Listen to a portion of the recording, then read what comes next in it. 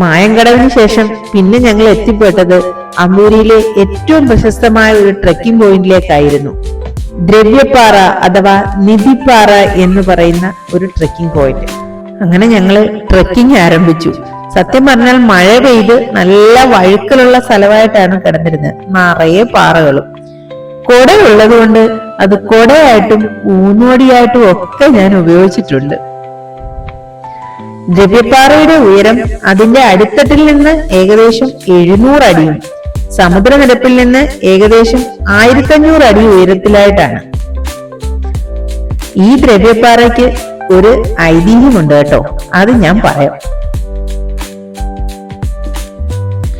1729 തിരുവിതാംകൂർ ഭരിച്ചിരുന്ന മാർത്താണ്ഡവർമ്മയ്ക്ക് 8 വീട്ടിൽ പിള്ളമാർ പോലുള്ള നിരവധി ശത്രുക്കൾ ഉണ്ടായിരുന്നു.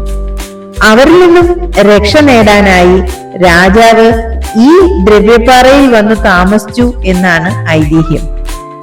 അന്ന് ഇവിടുത്തെ ആദിവാസി ഗോത്ര സമൂഹമായ കാണി ഗോത്രക്കാരാണ് അദ്ദേഹത്തിന് താമസിക്കാനുള്ള എല്ലാ സൗകര്യങ്ങളും സംരക്ഷണവും ഒരുക്കിയത് എന്നും പറയപ്പെടുന്നു.